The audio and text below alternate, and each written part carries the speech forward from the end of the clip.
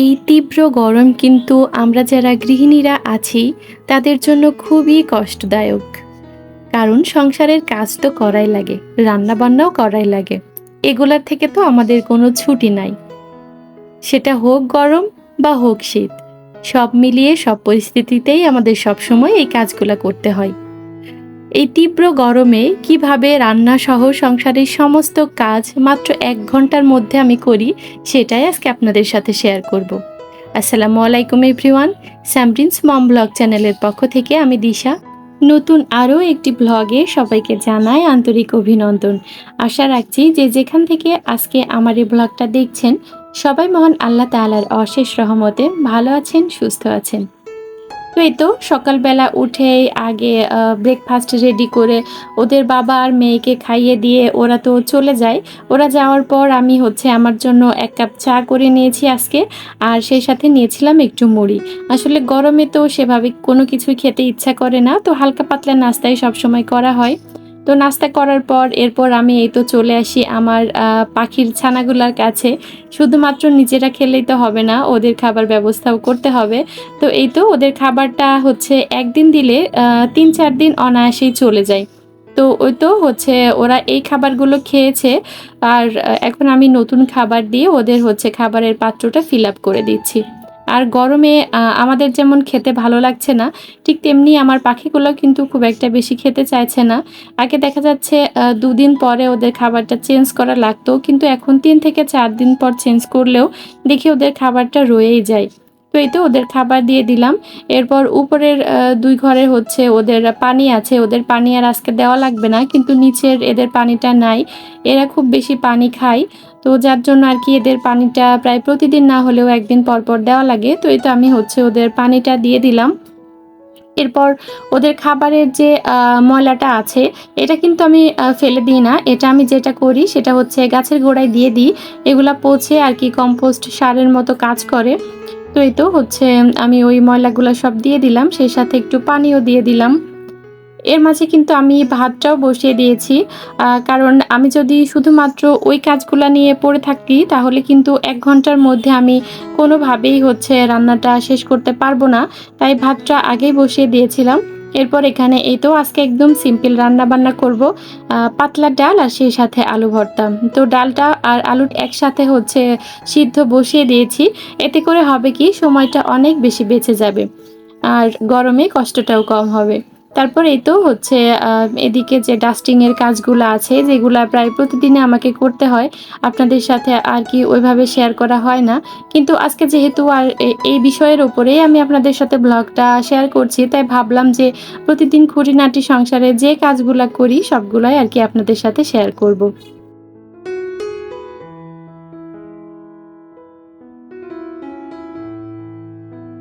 আসলে আমরা গৃহিণীরা যদি একটু বুদ্ধি খাটিয়ে কাজগুলা করি তাহলে কিন্তু আমাদের অনেকটা সময় বেঁচে যায়। আর কম সময়ের মধ্যে আমরা অধিক পরিমাণ কাজ করতে পারি। তার মধ্যে যেমন নাম্বার 1 যেটা সেটা আমার মনে হয় সকাল, সকাল ঘুম থেকে উঠা। দেখবেন যখন আপনি সকাল, সকাল ঘুম থেকে উঠবেন তখন দিনটা মনে হবে আপনার অনেক বেশি বরকত দিবে সময়ে। আপনি অল্প সময়ের মধ্যে অনেক কাজ করতে পারবেন। কাজ শেষ হয়ে যাবে কিন্তু সময়টা ঠিকই রয়ে যাবে। তখন মনে হবে, হায় আল্লাহ! এত দ্রুত সব কাজ শেষ হয়ে গেল। আরেকটু কাজ থাকলে হয়তোবা সেটাও করে ফেলতে পারতাম। তো এই আরকি। ওইদিকে ওই তো ডালটা প্রায় সিদ্ধ হয়েই গেছে। আলুটা সিদ্ধ হয়নি। তো ডালের মধ্যে আমি রসুন, পেঁয়াজ আর কাঁচামরিচ দিয়ে দিলাম। কিছুক্ষণ পরে আলুটা যখন পুরাপুরি সিদ্ধ হয়ে যাবে তখন আলুগুলো আমি উঠিয়ে নিব। আর এই তো এরপর এদিকে আমি সামনের রুমে চলে এসেছি। এই রুমের বেডটাও একটু ক্লিন করে নিচ্ছি।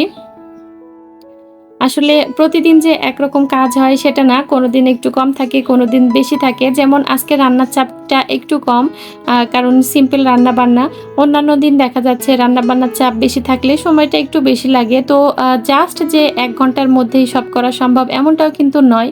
যেদিন একটু বেশি কাজের চাপ থাকে সেদিন হয়তোবা একটু ১৯-২০ হতে পারে টাইমের ক্ষেত্রে। তবে চেষ্টা করতে হবে যে বুদ্ধি খাটিয়ে টাইমলি কাজ করার। তাতে করে এই তীব্র গরমে আমাদের যে কষ্ট সেটা কিন্তু অনেকটাই কম হয়ে যাবে।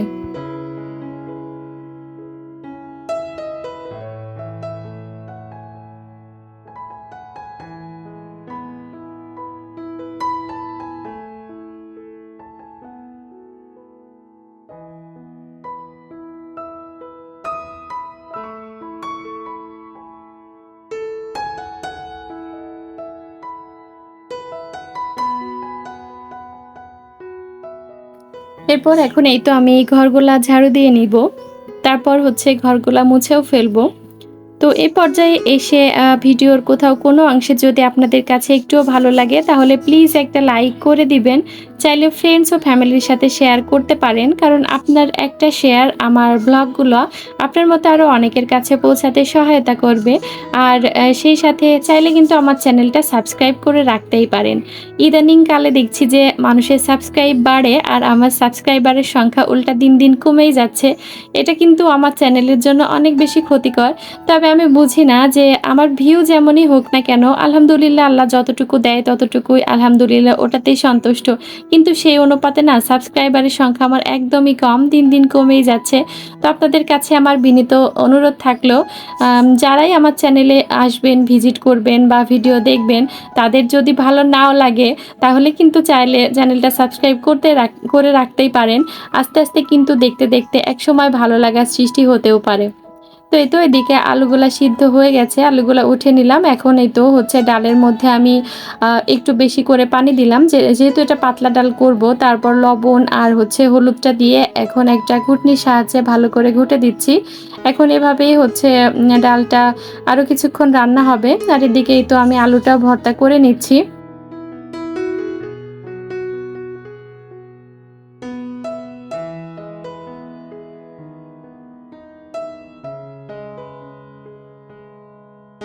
মেয়ের বাবা বলেছিল পেঁয়াজ মরিচ ভেজে তারপর আজকের আলুটা ভর্তা করতে। তো তার পছন্দ অনুযায়ী আর কি ভর্তাটা আজকে করছি। তবে আমি এখানে শুকনা মরিচ দিতে ভুলে গিয়েছিলাম। যখন ভর্তাটা মাখানো শেষ তখন মনে হয়েছে যে শুকনা মরিচ এখানে দেওয়ার দরকার ছিল। আমার কাছে কেন জানি না, যে কোনো আলু ভর্তা হোক বা মাছের ভর্তা যেটাই হোক না কেন, শুকনা মরিচ আর কাঁচা মরিচ ২ টা যদি একসাথে ভেজে দেওয়া হয় তাহলে মনে হয় স্বাদটা বেশি ভালো লাগে। তো এটা আর কি আমার পার্সোনাল মতামত।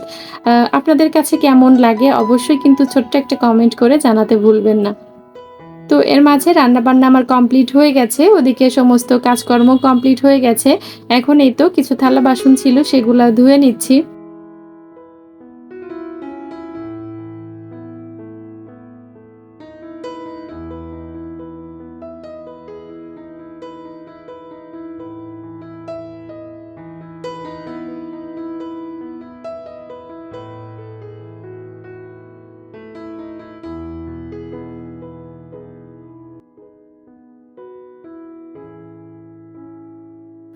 এর মাঝে কিন্তু আমি আরো অনেকগুলা কাজ করেছি। ওগুলা আর সেভাবে শেয়ার করা হয়নি। তারপর কাপড়-চোপড় ছিল কিছু, সেগুলা পরিষ্কার করেছি। তারপর গোসল করে এই তো জামাকাপড়গুলা এখন মেলতে এসেছি। তো যারা নতুন গৃহিণী আপুরা আছেন তাদের জন্য কিন্তু আমার আজকের এই ভিডিওটা অনেক বেশি কাজে লাগবে। একটু বুদ্ধি খাটিয়ে একসাথে সমান তালে যদি সব কাজ করা হয় তাহলে কিন্তু হচ্ছে অল্প সময়ে সবকিছু করে নেওয়া যায়। তবে আমার থেকে আরও এক্সপার্ট অনেক আপুরা আছে যারা আরও অনেক সুন্দরভাবে হচ্ছে সংসারের কাজকর্মগুলা গুছিয়ে করে। তো কাউকে শেখানোর উদ্দেশ্য আমার না, জাস্ট আমি কিভাবে অল্প সময়ে করি সেটাই আর কি আপনাদের সাথে হচ্ছে শেয়ার করলাম। আর এই তো হচ্ছে রোদের কি অবস্থা সেটা তো দেখেই বোঝা যাচ্ছে। একটুখানি হচ্ছে জামাকাপড় মেলতে এসেছি, ৫ মিনিটের মধ্যে একবারে পুরা শরীর ঘেমে অবস্থা খারাপ। দেখতে দেখতে কিন্তু ব্লগের একদম শেষ পর্যায়ে চলে এসেছি। আজকের ব্লগটা আপনাদের কাছে কেমন লাগলো অবশ্যই ছোট্ট একটা কমেন্ট করে জানাতে ভুলবেন না। আগামী দিন ইনশাল্লাহ হাজির হব নতুন আরেকটি ব্লগের সাথে। সেই পর্যন্ত সবাই ভালো থাকবেন, সুস্থ থাকবেন আর আমাদের জন্য দোয়া করবেন। আসসালামু আলাইকুম সবাইকে। আল্লাহ হাফেজ।